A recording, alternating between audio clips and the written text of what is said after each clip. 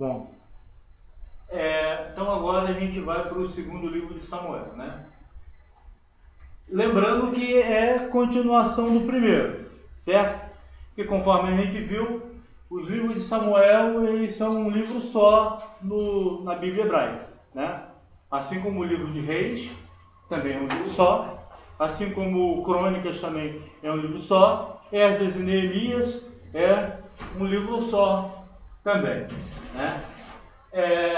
Então, o livro de 1 Samuel, ele termina com a morte de Saul, certo?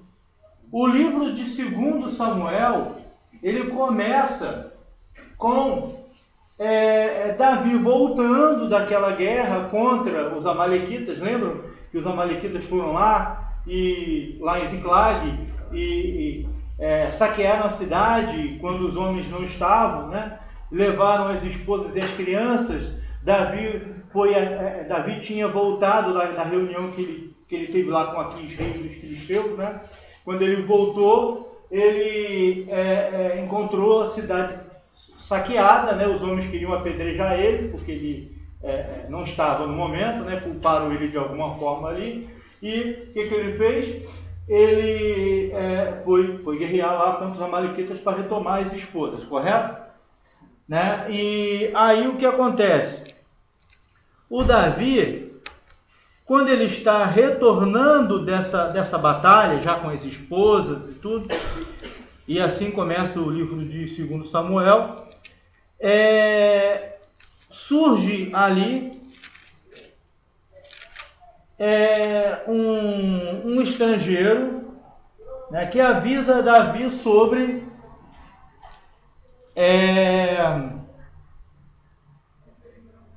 que avisa a Davi como Saul havia morrido, correto? Não é isso mesmo? Que avisa a Saul ele dá a versão dele de como Saul havia morrido, né? Sim, obrigado. E aí, Pai Senhor. E aí, um amalequita passando pela região, e essa foi a história contada pelo próprio amalequita, né? Davi, ele vindo da guerra, né? Esse amalequita chega para ele e fala para ele: olha, eu vi lá o rei Saul ferido, mas ainda vivo, e Saul me mandou matá-lo, eu matei ele. Aí trouxe ainda, ou melhor, levou ainda as provas do ocorrido. É porque alguns autores falam que na verdade o amalequita estava mentindo, que o amalequita não matou nada a Saul. Mas o que eu vejo no texto é que o amalequita ele estava falando a verdade, até porque ele levou lá o bracelete de Saul e a coroa para Davi. Então ele tinha uma prova de que ele realmente tinha feito isso. Ao meu ver, esse relato do amalequita, ele complementa lá o último capítulo de 1 Samuel, né? Porque o livro de 1 Samuel termina lá como? Saul se lançou sobre a espada e morreu, né? Para mim, esse depoimento do amalequita, ele complementa o que já estava escrito no primeiro livro de Samuel. Ou seja, como morreu Saul? Ele se lançou sobre a espada. Então, quem se lança e crava na barriga uma espada, pode ficar algumas horas vivo, mas o cara está morto, né? Praticamente está morto. A pessoa vai sangrando até morrer, né?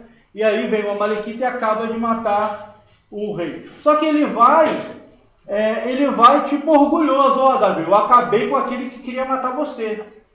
Penso eu que que o amalequita pensava que Davi iria recompensá-lo, né? Aí Davi vai e manda matar ele. Por quê? Você matou o ungido do Senhor.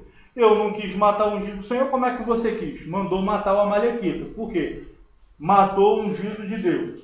E aí, Davi ele vai compor uma canção que é o lamento de Davi, né, sobre Saul, por Saul e Jonathan, né? Ele vai dizer, Saul e Jonathan eram mais fortes do que leões, mais velozes do que águia e tal. Ele compõe aí essa canção. E a gente vê aqui que Saul morreu. Olha só o que o falso Samuel, lá invocado pela bruxa de Endor, falou: todos os teus filhos morrerão. Só que não são todos os filhos de Saul que morrem. Isbosete continua vivo e ele vai reinar. Depois que Davi sabe, ele vai reinar sobre Israel. Ele vai reinar sobre 10 tribos, né? Ou seja, ele vai reinar sobre todas as tribos, menos sobre a tribo de Judá. O Isbosete, quem vai apoiar ele vai ser Abner. Quem era Abner? Abner era primo do rei Saul. E Abner vai ajudar, vai apoiar e vai ser o braço forte de Isbosete. Davi, quando ele fica sabendo da morte de Saul, porque ele não estava em Israel, por quê? Porque Saul estava perseguindo ele para matar, né? Então, quando ele fica sabendo da morte de Saul, o que ele faz? Ele consulta a Deus. Senhor, é da vontade do Senhor que eu volte para Hebrom? Ah, é. Então, vou voltar para Hebrom.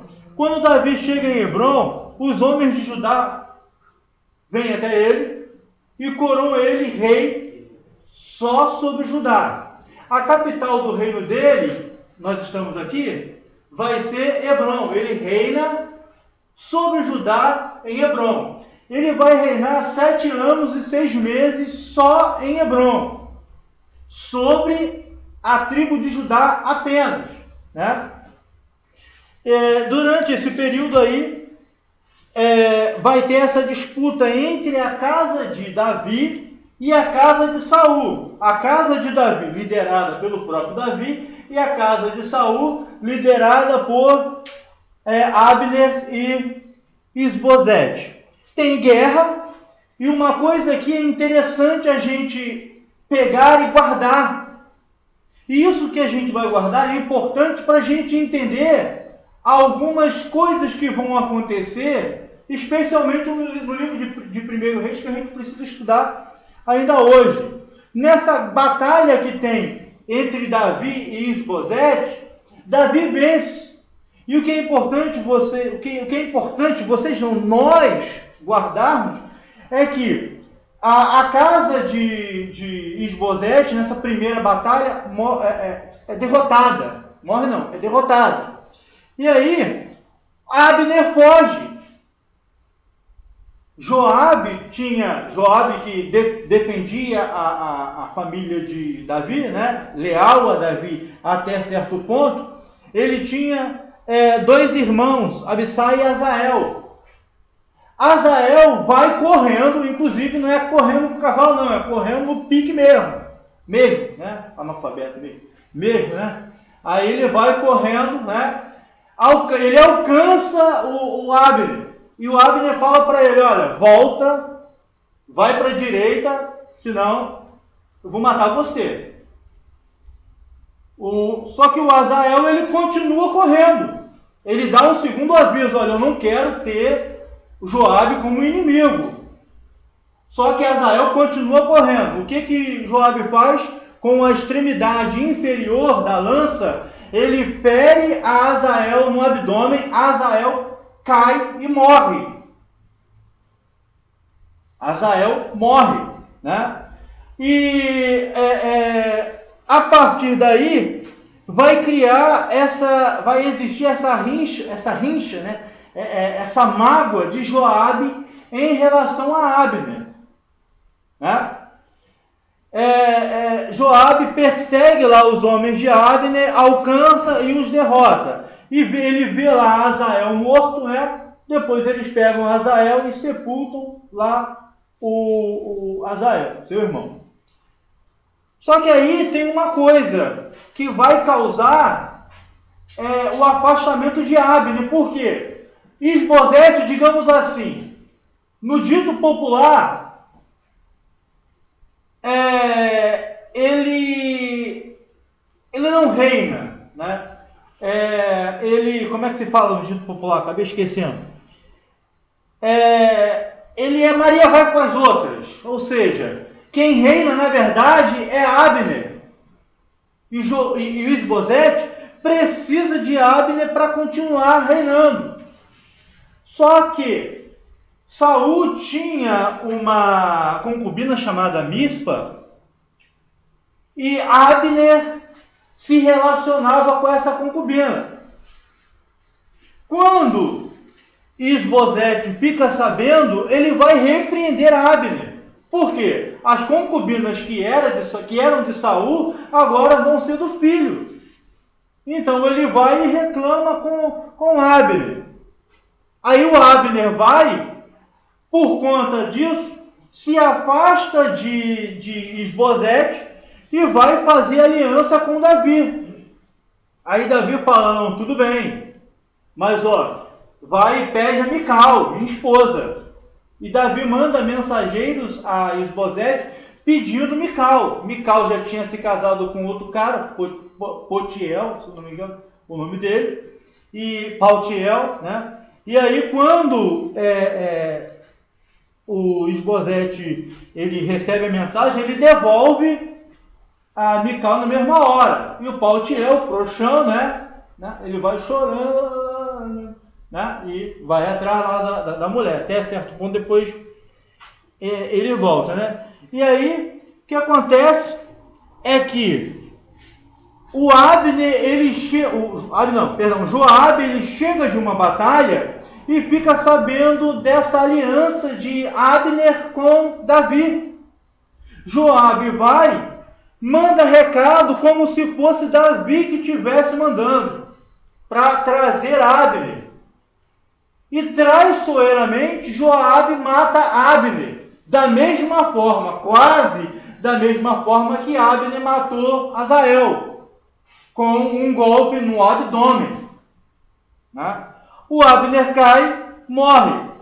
O Joabe, a partir daí, ele se afasta um pouco de Davi. Por causa disso, ele se afasta de Davi. Né? Ele é um homem forte de Davi, mas ele ainda não é o comandante. Aqui, o Joabe ainda não é o comandante do exército de Israel, ainda não. Ele ainda vai se tornar. Né? Quando o Davi ele fica sabendo da morte de Abner, ele lamenta a morte de Abner. É um cara justo, morreu num golpe traiçoeiro de Joabe. Joabe ele começa a errar matando Abner. E ele erra 3 vezes. A primeira vez é matando Abner. A traição. Né? Davi lamenta sobre Abner. E nesse interim tem 2 homens que são da guarda de Isbosete, que matam Isbosete, cortam a cabeça dele. O cara estava lá dormindo meio-dia. Meio-dia o cara dormindo. Jovem que dorme meio-dia, eu não sei se é a opinião de todos, mas preguiçoso. Preguiçoso. Bom, a não ser se for trabalhador, está no dia de folga, aí tudo bem. Né? Mas meio-dia o cara dormindo, os meninos vão lá e os soldados matam o Isbosete. Pegam a cabeça de Isbosete e levam lá em Hebrom para Davi. Davi vai e manda matar esses 2 caras. Pô, quem mandou você matar? Quem mandou vocês matarem o Isbosete? E mata, ele manda matar os 2 homens e ele mata os dois homens. Né? A partir daí, isso já no capítulo 5, aí a gente já sai daqui para entrar aqui. Davi se torna rei de todo Israel. Após a morte de Isbosete, os anciãos de Israel, eles vão a Hebrom e eles nomeiam Davi como rei agora de todo Israel. Já tinha se passado 7 anos e 6 meses, daqui para cá. Agora aqui já tem 7 anos e 6 meses, que Davi já era rei. Porém, só de Judá e a capital era Hebrom. Então os homens, os anciãos vão lá e tornam Davi rei aqui. Davi vai ser rei de todo Israel durante 37 anos. Ele começa a reinar com 30 anos e ele vai ser rei 7 anos e 6 meses aqui e 37 anos aqui. Ele reina durante 40 anos e 6 meses. Morre aos 70 anos, que a gente vai ver mais tarde a morte dele, né? E aí, Davi é ungido rei sobre Israel. Após isso, gente, o que um reino precisa? Olha só, tá vendo aí, época de política, né? Infelizmente, o brasileiro ele não gosta de ser politizado. A nossa desculpa é que não gosta de política. Por isso que a maioria dos alunos não gosta de história, né, professor? Né? Infelizmente. Porque, na verdade, embora nem todos nós queremos ser políticos, mas pelo menos entender de política nós precisamos ter. Inclusive, é a lição da escola dominical que nós vamos estudar aí domingo, né? Ou seja, ao menos uma consciência política nós devemos ter, né?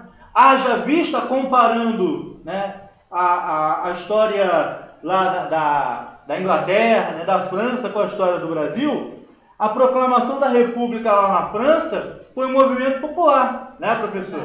Né? A proclamação que foi uma república também parlamentar na Inglaterra, em 1640, né, também foi um movimento popular. Puritanos, né, classe média, né, os burgueses, né, e com o apoio da população, dos pobres, né, e aí teve lá a proclamação da República.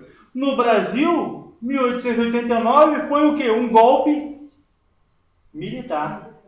Marechal Deodoro da Fonseca, né? Ele vai lá e ele vence o imperador Dom Pedro II e deporta o imperador Dom Pedro para Portugal, né? E mas a população tem um autor que eu não lembro o nome dele, se você souber até Caio Fábio Júnior, Celso Furtado, tem um autor que eu não lembro, que ele fala que é um relato de um autor que esteve presente lá no dia da proclamação da República. As pessoas, elas viam aquela tropa de soldados desfilando bestializados. Ou seja, a população pensou que era um desfile militar, né? Por quê? A população brasileira, ela não se interessa pela política e deveríamos nos interessar pela política, né? Enfim, então, plano de governo. Qual foi o plano de governo de Davi? Davi teve pelo menos 2 planos de governo, 2 planos políticos, que era estabelecer uma capital que fosse mais ao centro ali de Israel, mais adequada para Israel. Esse é o primeiro plano de governo dele. O segundo plano de governo dele, que ele não conseguiu fazer, né, foi a construção do templo, que vai ser feito por Salomão lá no início, nos primeiros capítulos do primeiro livro dos Reis, né? E aí o que ele faz?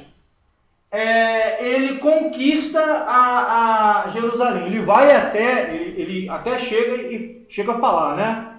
Ele até chega a falar, olha, o primeiro homem que conseguir entrar dentro dos muros de Jerusalém, ele fala tipo que o Caleb falou lá no livro de Josué, né? O primeiro homem que entrar dentro de Jerusalém, que na época era chamado de Jebus, vai ser o comandante do exército. Joabe estava sumido, Joabe vai, aparece, e eles conseguem entrar em Jerusalém pelos túneis de água.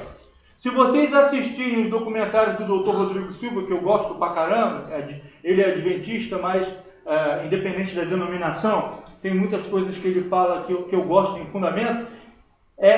Os judeus, eles têm canais de água subterrâneos. O Joabe, ele consegue alcançar esses túneis de água, ele entra dentro da cidade através desses túneis de água. Quando ele chega lá dentro, ele conquista a Jerusalém. É claro, com o apoio de Davi, né? E Davi, ele vai e completa lá a conquista de Jerusalém. Ele não mata os jebuseus. Ele não destrói os jebuseus. Ele dá uma chance dos jebuseus habitarem ali com ele. A primeira nação, o primeiro rei estrangeiro a reconhecer a soberania de Davi foi o rei Hirão. Hirão foi o rei de Tiro, né? Antiga civilização fenícia. Ele reconhece, ele vai ser amigo de Davi, e inclusive depois, quando ele estiver velhinho, ele vai ajudar Salomão a construir o templo, né? E aí, tem claro aí os filhos de Davi que nascem lá em Jerusalém. Me parece que são, se não me falha a memória, são 5 ou 6 aproximadamente, né? Tomou Davi mais concubinas e mulheres de Jerusalém, depois que viera de Hebrom, e nasceram-lhe mais filhos e filhas. São esses os nomes dos que lhe nasceram em Jerusalém: Samua, Sobabe, Natã, Salomão. Na verdade são mais: Iba, Elisua, Nefeg, Zafia, Elisama, Eliada e Elifelete. São 11, né? Depois aí tem uma vitória de Davi sobre os filisteus, né? Após essa vitória tem um evento interessante e importante para a gente analisar, que está no capítulo 6. Davi traz a arca. Lembrando que aqui, a arca da aliança, os filisteus já tinham devolvido a arca da aliança para Israel, né? Naquele esquema que eu havia falado para vocês, né? Deu um tapa lá no boi, mandou o boi levar a arca da aliança até chegar lá na determinada cidade. Só que Davi, ele erra na hora de trazer a arca, porque a arca da aliança, segundo a lei de Deus, ela deve ser carregada por pelo menos 2 sacerdotes, né? Sacerdotes da tribo de Levi, da casa de Coate, obrigado, da casa de Coate. Então, ele não faz isso. O que ele faz? Ele usa carro novo, puxado por bois, da mesma forma que os filisteus tinham feito lá atrás, né? Ele carrega, eles estão lá na Arca da Aliança, preocupado com a arca, porque a arca estava passando por um lugar cujo terreno era acidentado, igual as ruas de Manilha, cheio de buraco, né? E aí a arca da aliança estava quase caindo. Uzá foi tentar segurar a arca, foi fulminado na hora. Por quê? Não pode tocar na arca da aliança, só levitas podem tocar na arca da aliança. Ele foi fulminado na hora, né? Foi um cuidado que ele teve, mas conhecendo ele que nenhum homem pode tocar na arca da aliança, a não ser se for da tribo de Levi, ele toca e morre. Davi fica triste com isso e deixa a arca na casa de Obed-Edom, né? E aí as pessoas falam: poxa, Obed-Edom, ele era estrangeiro? Olha, ele morava em Gate, né? Daí ele ser um geteu, mas ele não era um filisteu, porque Davi não ia deixar a arca da aliança na casa de um estrangeiro. Inclusive Obed-Edom, do hebraico, significa servo de Edom. Então alguns questionam se ele seria da tribo de Edom. Não, ele não era. Ele era um levita. Segundo alguns autores que eu pesquisei, aí fica a recomendação, né? Russell Norman Champlin, o Antigo Testamento interpretado versículo por versículo, né? Tem a Enciclopédia Histórica Teológica da Igreja Cristã, algumas recomendações aí dentro dos autores que eu li. Ou seja, esse cara, ele morava em Gate, mas ele não era um filisteu. Ele era um homem da tribo de Levi. Davi deixa a Arca da Aliança na casa dele. Fica 3 meses na casa dele. Só que ele prospera. Deus faz a casa dele prosperar. Depois Davi vai lá, aí Davi usa a forma correta, como Deus determinou. Vai lá 2 levitas da tribo de Coate, da família, né? Da tribo de Levi, da família de Coate, e trazem a Arca da Aliança. Alguns autores vão dizer, né, inclusive arqueólogos vão dizer, que a Arca da Aliança ela vai ficar naquilo que se acredita ser o templo de Melquisedeque. O antigo templo de Melquisedeque. Alguns arqueólogos, não estou falando que eu creio nisso, tá? Mas alguns arqueólogos vão dizer que nesse período, a partir daqui a gente já não ouve falar mais tanto do tabernáculo. Muito pouco a partir daqui a gente ouve falar do tabernáculo. A gente ouve falar mais para frente do templo. A menção aqui do tabernáculo é de Joabe. Segura lá no 1 Reis. Segura lá nos chifres do altar para não ser morto, né? É só aqui. Aí, o Davi, ele pega a arca, traz para Jerusalém e na alegria, ele começa a dançar e tira parte de suas vestes. Mical vai ver isso e vai julgar Davi. Pô, você parece um vadio. Se fosse nos dias de hoje, desculpa a expressão, né? Você parece um mulherengo. Eu usei uma expressão mais suave, né? Você parece um mulherengo, fica dançando aí, né, para as concubinas aí te verem. Davi dá aquela resposta para Mical, né, que culpa tenho eu se Deus tirou a tua família do reinado e colocou a mim? Colocou a mim no lugar do teu pai. Olha só que resposta pesada, né? Aquela resposta que o marido dá para a esposa às vezes, né? Aqui é perigoso, ó. Tem que ser mais carinhoso. Hoje é dia dos namorados, hein? Tem perigo de ter carinhoso aí com as esposas, né? E aí o que acontece? Mas só que Mical aqui mereceu, né? Mical aqui mereceu. Julgar o rei, né? Brincadeira, né? Não é, varão? Afrontar o rei, pô. Afrontar o rei, né? Por causa disso, Mical não vai ser mãe.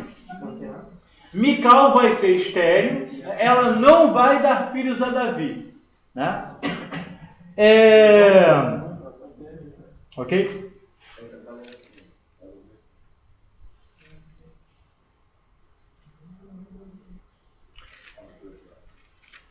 A partir do capítulo 7,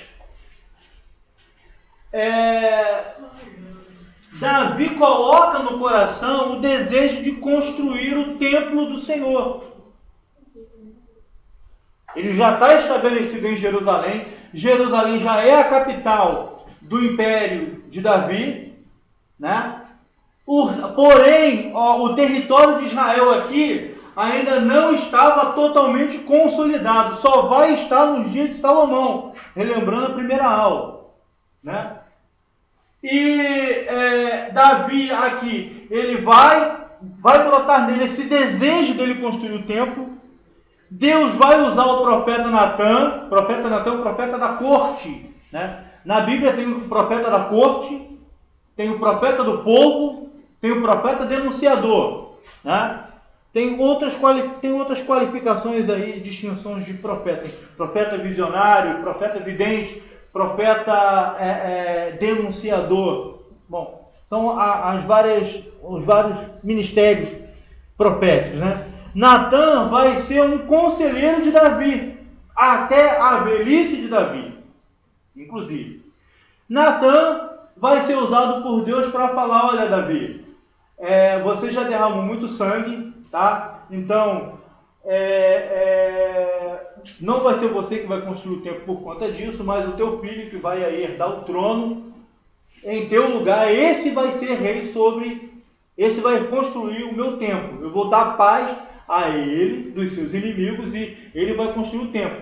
E aí Deus faz uma aliança com Davi. Que aliança é essa? Que aliança é essa? Davi, eu vou estabelecer a sua linhagem como rei para sempre. Não vai faltar descendente na tua casa para governar sobre Israel. Essa é a aliança que Deus faz com Davi, né?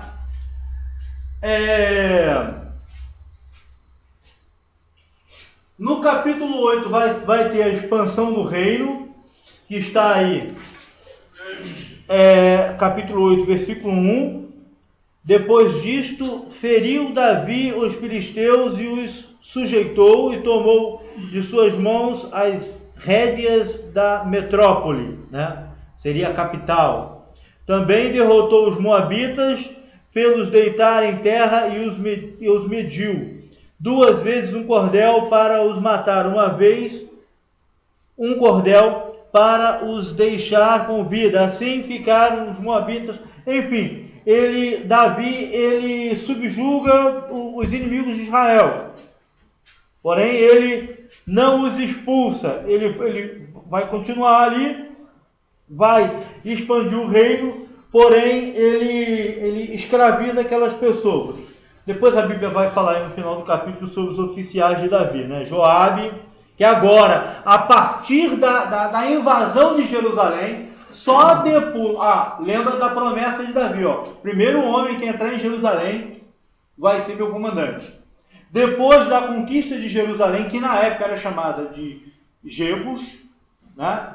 O Joabe vai ser o comandante do exército de Davi. Ou seja, abaixo de Davi, quem mandava era Joabe, né? Davi, Joabe. Quem mandava era Joabe, né? Então os valentes...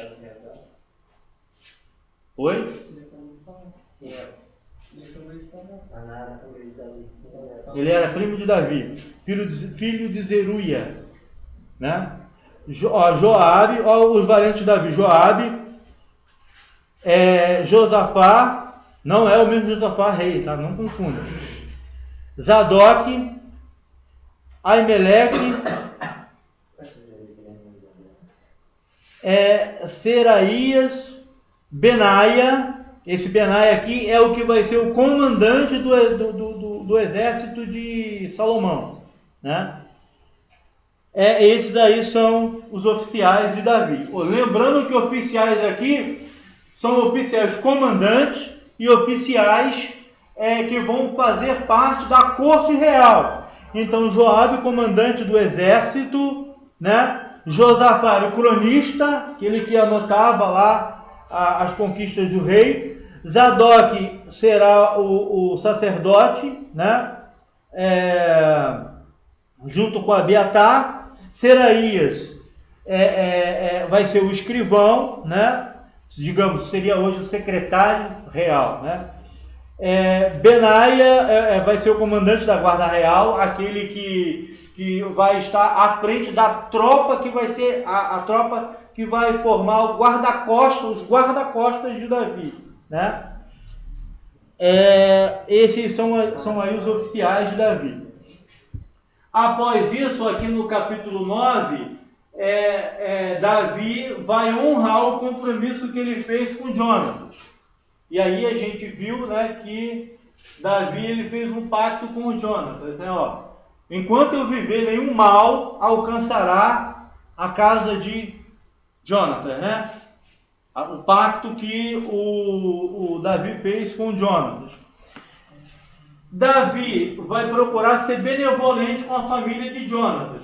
Da família de Jonatas aqui tinha o Mefibosete, que o nome dele na verdade era Isbaal. Depois o nome dele vai ser trocado para Mefibosete.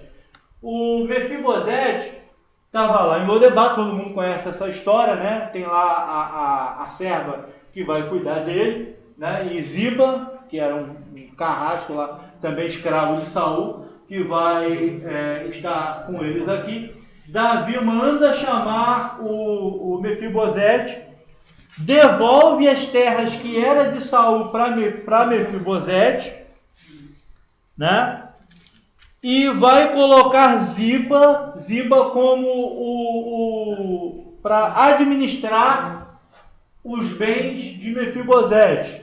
Mefibosete era aleijado, lembra lá da história, né? Porque quando o exército de Saul perdeu a batalha e a notícia chegou no acampamento de Israel, o que o pessoal fez? Todo mundo fugiu. Então a serva de Jonatas pegou o Mefibosete e correu. Nisso que ela vai pegar a criança para correr, a criança cai e fica coxa das duas pernas, né? E aí vai ter esse menino aí que Davi vai ser aliado de Davi, depois gera um desentendimento lá na sedição de Absalão, né?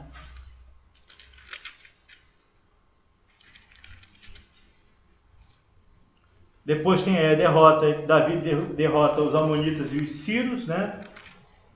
E aqui tem uma parte importante, que são as fraquezas e fracassos de Davi, né? Capítulos 10 a 20, o que acontece? Enquanto os soldados estão na guerra, Davi está tranquilão lá no palácio, né? Davi está tranquilão lá no palácio. O exército de Israel estava lá na guerra. Davi está lá e do terraço do palácio ele vê a Batseba, mulher de Urias, tomando banho. Vale lembrar que Urias não era um israelita, ele era um gentil. Urias era um hitita, ele era um gentil, chamado na Bíblia de Eteu, né? Inclusive um império que a Bíblia defendia, os historiadores falavam que isso nunca aconteceu, né? Até que eles encontraram destroços, né, da antiga civilização do Império Hitita, e eles reconhecem a historicidade dos heteus, né, dos hititas na Bíblia. Então Davi ele vê lá a Batseba, o que ele faz? Ele traz Batseba para o palácio e ele comete adultério com ela. Depois disso, a Batseba vai lá e fala para Davi, né? Ó, Davi, estou grávida. E aí? O que Davi faz? Malandro, né? Chama lá Urias, faz um banquete para Urias, pede a Urias para dar informações, relatório da guerra, manda Urias ir para casa para quê? Para namorar com a esposa e qualquer coisa, filha dele, né? Só que o que ele faz? Não vai. Pô, brincadeira, o cara tá na guerra há tanto tempo, né? Aí quando o rei chama, o rei manda ele dormir com a família. Ele dorme, não, também brincadeira, né? Tá pedindo. Enfim, deixa pra lá, né? E aí, né? Mas aí Davi depois embriaga ele, manda ele para casa, vai para casa. Vai lá estar com a sua esposa. Ele não vai. Davi vai, manda ele de volta e entrega manda uma cartinha a Joabe. E nessa carta ele diz, olha, coloca o Urias na parte mais violenta da batalha. E nessa parte o Urias vai ser morto. Então Davi, ele adultera com Batseba e planeja a morte de Urias. E depois disso, o que ele vai fazer? Vai casar com Batseba. Ele fica lá tranquilão, né? Até que o Natan chega lá para conversar com Davi, né? Só que Davi era rei. Natan não ia chegar e falar, você adulterou! Igual tem algumas pessoas que fazem hoje com alguns pastores, né? Você adulterou! A Bíblia diz que a gente não deve acatar a acusação contra o presbítero da igreja, a não ser com 2 ou mais testemunhas. Então, cuidado com aquilo que a gente ouve dos nossos líderes espirituais, né? Então, o Natan ele vai contar uma historinha, né? Todos conhecem essa historinha, né? Olha, Davi, aqui no lugar próximo tem um cara rico e tem um cara pobre. O cara pobre só tem uma ovelhinha que ele cuida como se fosse um de seus filhos. E o cara rico tem muitas ovelhas. O cara rico pegou a única ovelha lá do cara pobre, matou e vendeu. O que eu devo fazer com esse cara? Mata ele. Esse cara merece morrer. Aí Davi pergunta, quem é esse cara? Aí Natan fala, você. Imagina a cara de Davi na hora. O semblante dele na hora decair. Aí Natan, usado por Deus, fala, poxa, Deus te deu tudo. Esposas, carros, riqueza. Se você precisasse de umas coisas, era só pedir. Mas ao invés disso, você pegou a Batseba e planejou a morte do marido dela. Agora, a espada nunca mais vai sair da tua casa. O filho de Batseba, que ela espera, vai morrer e não vai viver. E Deus vai suscitar um mal da tua casa. E essa maldição vai ficar na casa de Davi até o dia da velhice de Davi. Por isso que a gente tem que ter cuidado com o pecado, irmão. Deus perdoou Davi? Perdoou. Deus disse, olha, você não vai morrer, mas o teu filho, que é filho teu com Batseba, esse não vai viver.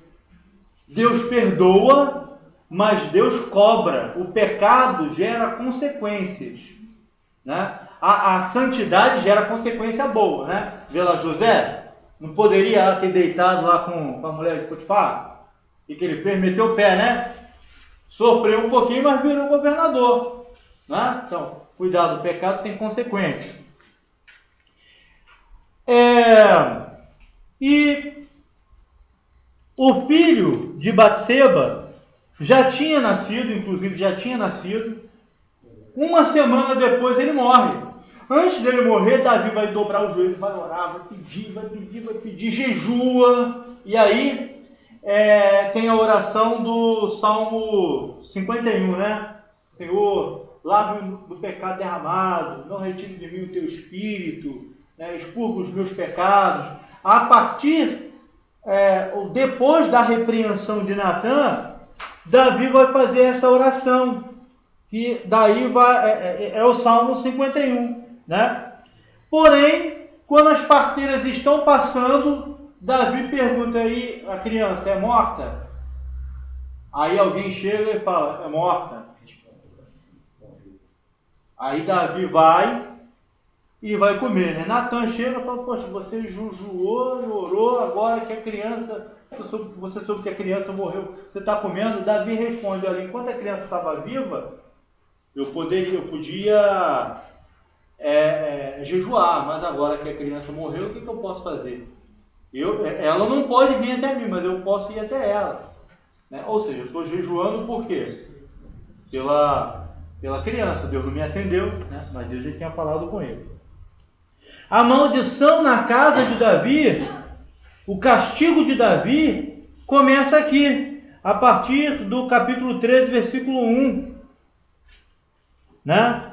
Porque Anon, o filho mais velho de Davi, vai olhar a Tamar, obrigado, e vai gostar da Tamar, é irmão por parte de pai, é irmão por parte de pai, porém não por parte de mãe, e ele vai ter uma paixão louca lá pela irmã, né? Ele, aconselhado por, se não me falha a memória, Jonadab, é isso mesmo, Jonadab? Obrigado. Aconselhado... Essa história, segundo que sabe de qual é Tiago. Ô, Glória, então me ajuda aí, me ajudem aí. Essa história que você queria entregar há vários anos atrás. Ok. Então Jonadab, ele aconselha a Anon a se fingir doente, que eu vou trazer a mulher aqui. Aí ele vai lá e fala com Davi, olha Davi, prepara, a Anon está doente e pediu para Tamar preparar um bolo aí para ele comer. Ele vai e comete lá, estupra a meia-irmã. A meia-irmã sai, depois é incrível, né? Ele se apaixona pela mulher, pela própria irmã, depois que ele consegue o que ele quis, ele toma ódio da mulher, toma nojo da própria irmã e expulsa a irmã lá da casa dele, né? E aí a irmã vai chegar ao conhecimento de Absalão. Absalão é irmão de Tamar, tanto por parte de pai como por parte de mãe. E Davi fica irado com isso, Absalão mais ainda, mas Davi não vai castigar, mas não vai repreender, né? Davi não repreende o filho. O certo era para o filho ser morto, porque estuprou a irmã. O certo era para ele ser morto, né? E aí Absalão depois vai chamar todos os irmãos, com a permissão de Davi, para um banquete. Amnon vai ficar lá meio, né, grogue, por causa lá da bebida. Absalão mata Amnon e foge. Mata Amnon e foge. Foi lá para Talmai, né? Rei de Gesur. Foi lá para Gesur. E ele vai ficar lá, se não me falha a memória, durante uns 3 anos. Depois ele volta para Jerusalém. Tem até lá uma mulher, né, que ela tem uma disputa na casa dela. E ela vai levar o caso a Davi, né? Porque um irmão matou o outro, então o certo era para o irmão morrer, né? Aí Davi falou: ninguém deve te obrigar para que o seu filho que sobreviveu morra, né? Para que você venha a ter descendência, né? Isso foi tudo armado por Absalão, para saber se Davi iria recebê-lo ou não. Quando o Absalão soube da resposta de Davi, ele vê que está propício, está dentro dos planos dele, né? Está favorável. Davi está com o coração sensibilizado. Ele volta para Jerusalém e é aceito por Davi. Depois disso, o Aitofel, que era um dos conselheiros de Davi, vai começar a aliciar Absalão contra Davi, né? Absalão, cara, aqui o texto aqui no capítulo 14, versículo 23, fala que Absalão era um cara bonito, né? Cabelo longo, ombros assim. Fala que o cara era um cara formoso, né? E a partir do capítulo 15, o que vai acontecer? A partir do capítulo 15, eu já até passei daqui, né? A partir do capítulo 15,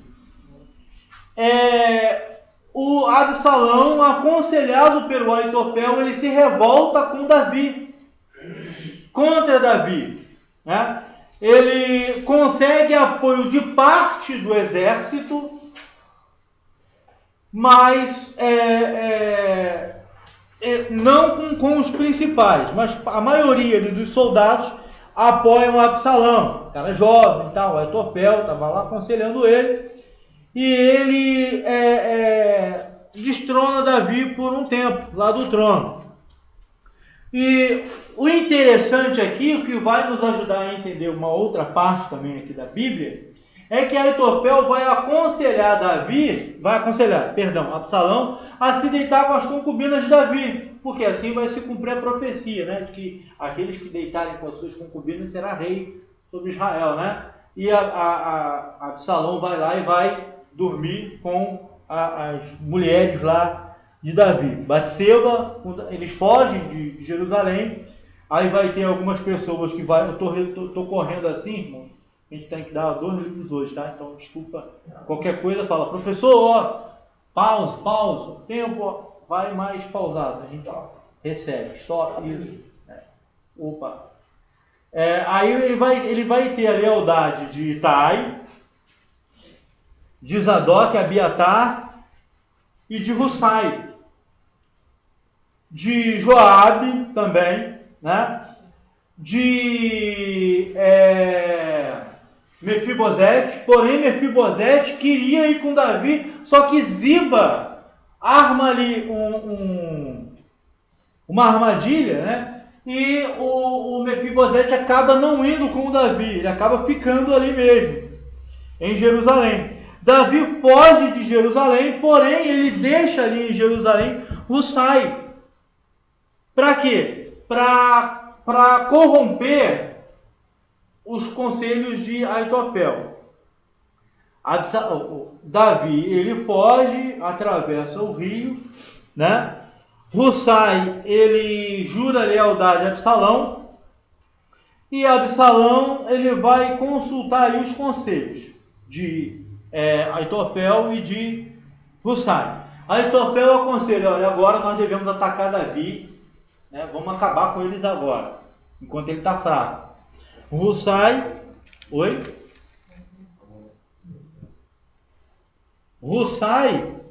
Hussai, ele já diz, não, vamos com calma, depois que você tiver o apoio de todo Israel, aí a gente ataca eles, porque eles ainda são muito fortes, né?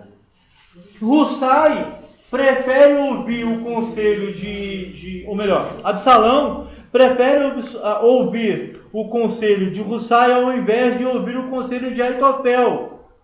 Aitofel acaba se enforcando aqui. Se enforca. Quando Absalão vê que Aitofel se enforcou, aí ele vai mandar o exército lá na guerra contra Davi. Né? E nessa luta, Davi não vai, mas ele manda lá os seus homens lá de confiança, né, para lutar nessa guerra, né? Nessa guerra, o Absalão morre, ele é derrotado, né? E uma coisa aqui que vai marcar algumas decisões que Davi vai tomar em relação a Joabe, porque Joabe é tido como um cara bom, né? Fera, inteligente, piedoso, mas nem tanto. Porque a ordem de Davi era que o seu exército deveria poupar Absalão. Não matem Absalão, prendam Absalão. A ordem era essa. Joabe toma a iniciativa e mata Absalão. 2 vezes até agora, Absalão ou Joabe traem a confiança de Davi. A primeira vez ele mata Abner. A segunda vez ele mata Absalão. É o primo, Joabe é o primo de Davi, né? Primo de segundo grau de Absalão, né? E aí o que acontece? Davi chora, e tem toda aquela história, Davi chora amargamente pela morte de Absalão, né? Depois Joabe vai lá e fala, poxa rapaz, a gente estava lutando, Na minha visão, Joabe é sobrinho de Davi. Acho que é sobrinho, não? Porque a Bíblia fala que Zeruia e Abigail eram filha de Jessé. Lógico que não eram filhas também, assim, era enteada, né? Criava como filho. E a Bíblia fala que eles são irmãos de Davi. Para mim, Joabe era sobrinho de Davi. Aham. Então, Joabe mata o próprio filho. Tranquilo. E aí o que acontece?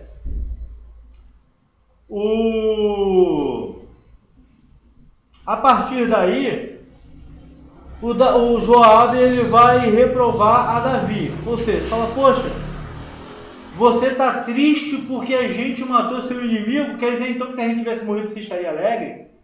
Né? Então você mata, a gente vence e você está chorando, em vez de você parabenizar seu exército, né?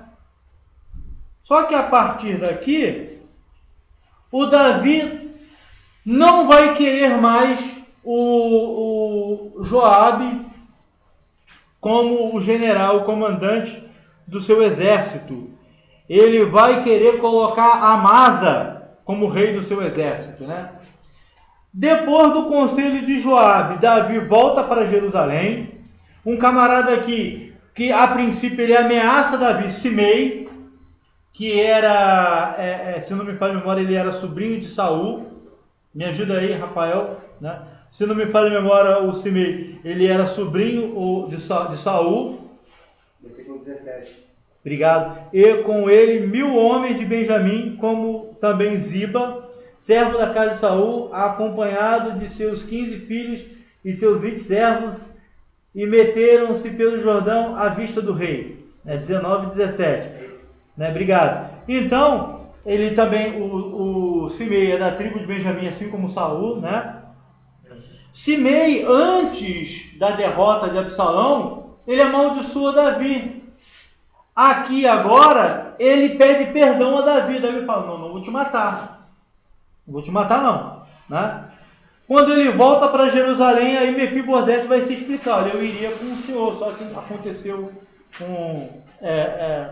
armaram aí uma para mim e, né, eu acabei não conseguindo ir com vocês, né? Para lá, ó.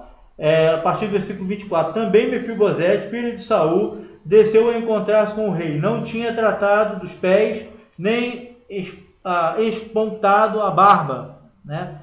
Nem levado as vestes, desde o dia em que o rei saíra até o dia em que voltou em paz. Tendo ele chegado a Jerusalém, encontrar-se com o rei, este lhe disse, por que não foste comigo, Mefibosete? Ele respondeu, ó rei, meu senhor, o meu servo me enganou. Isso, porque eu, teu servo, dizia, albardarei um jumento e montarei para ir com o rei, pois o teu servo é coxo. Demais disto, ele falsamente me acusou a mim, teu servo, diante do rei, meu senhor. Porém, o rei, meu senhor, é como um anjo de Deus, faze, pois, o que melhor te parecer. Né? Ele se explica, Davi entende a situação dele. Né? Barzilai, que era um dos amigos de Davi, que resolve, ele era um senhor, que Davi aconselha ele a ficar em Jerusalém. Deixa eu conferir essa informação aqui.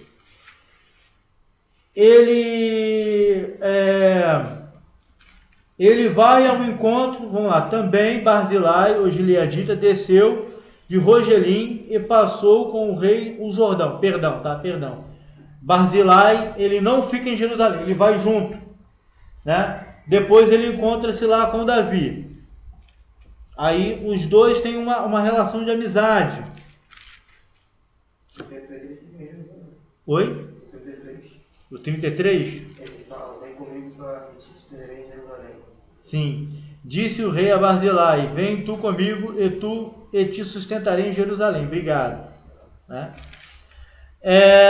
No capítulo 20, tem lá a sedição de Seba e a sua morte. Né? E aqui, nessa parte aqui, se não me falha a memória, é nessa parte aqui que Joabe ele mata o Amasa, tá? No capítulo 20, versículos 9, 10 e 11, né? Amasa não, foi nessa batalha contra Seba, se não me falha a memória, né? Capítulo 20, a partir do versículo 9. Disse Joabe a Amasa, vais bem, meu irmão? Olha só como Joabe é traiçoeiro. E com a mão direita ele pegou a barba para o beijar, olha só. Vai bem, pega a barba lá e puxa para dar um beijo no cara. Né? Amasa não se importou com a espada que estava na mão de Joabe. Ele puxa a barba de Amasa com uma mão para dar o beijo e com a outra mão está com a espada. Aí são primos também. E aí eles matam. Amasa não se importou com a espada que estava na mão de Joabe, de sorte que este o feriu com ela no abdômen e lhe derramou por terra as entranhas. Não o feriu segunda vez e morreu. Então Joabe e Absai, seu irmão, perseguiram a Seba, filho de Bicri. Ou seja, por inveja, diz Flávio José, foi por inveja que o Joabe mata, 3 coisas que o Joabe faz. Até aqui. Mata Abner, é isso? Mata Absalão e mata Amasa, né?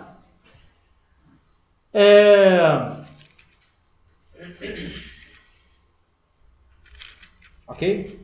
Depois aqui vai ter as considerações finais aqui do livro de 2 Samuel, né? a vingança lá, Davi vinga os gibeonitas, né? Houve, no capítulo 21, a partir do versículo 1, houve em dias de Davi uma fome de 3 anos consecutivos. Davi consultou o Senhor, e o Senhor lhe disse: há culpa de sangue sobre Saul e sobre a sua casa, porque ele matou os gibeonitas. Então chamou o rei os gibeonitas e lhes falou: os gibeonitas não eram dos filhos de Israel, mas do resto dos amorreus. E os filhos de Israel lhes tinham jurado poupá-lo, lá no tempo de Josué, né? Porém, Saul procurou destruí-los no seu zelo pelos filhos de Israel e de Judá. Perguntou Davi aos gibeonitas: que quereis que eu vos faça? E que resgate vos darei, para que abençoeis a herança do Senhor? Então os gibeonitas lhe disseram: não é por prata nem ouro que temos questão com Saul e com sua casa, nem tampouco pretendemos matar pessoa alguma em Israel. Disse Davi: que é, pois, que quereis que vos faça? Responderam ao rei, quanto ao rei que nos destruiu e procurou que fôssemos assolados, sem que pudéssemos subsistir sem limite algum em Israel. De seus filhos se nos deem 7 homens, para que os enforquemos ao Senhor em Gibeá de Saul, o eleito do Senhor, disse o rei, eu usarei. Ou seja, para vingar os gibeonitas, os gibeonitas pedem lá 7 homens, né, do partido de Saul para morrer. E Davi concede. Deus está aprovando isso aqui, irmão? Sim ou não? Não. Não. Ou seja, nem tudo que a Bíblia descreve, ela endossa, né? Ela está descrevendo, não está impondo nenhum juízo de valor aqui. Ela está endossando. Ou seja, não está endossando, ela está descrevendo. Né?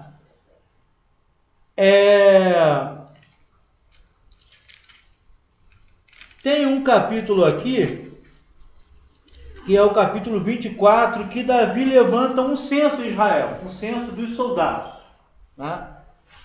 Para saber sobre seu exército, né? Quantas pessoas tinham, se estava preparado e tal. E aí Deus acaba castigando a Davi. Ele dá 3 opções para Davi, né? 3 opções de castigo para Davi. Alguns autores vão dizer que Deus não se agradou aqui foi do sentimento de grandeza, uma certa falta de humildade aqui de Davi em enumerar o seu exército, né? Ele não estava confiando em Deus, ele estava confiando no exército, digamos assim. E alguns autores vão falar que é por conta disso que Davi ele vai ser castigado por Deus. Outros autores, eles vão dizer que Deus não se agrada dessa atitude de Davi porque ele deixou de cumprir uma coisa da lei. O que a lei de Deus diz lá se não me falha a memória, está no livro de Levítico? Todas as vezes que vocês forem levantar um censo em Israel, vocês têm que trazer o ciclo do templo, que era o imposto do meio ciclo.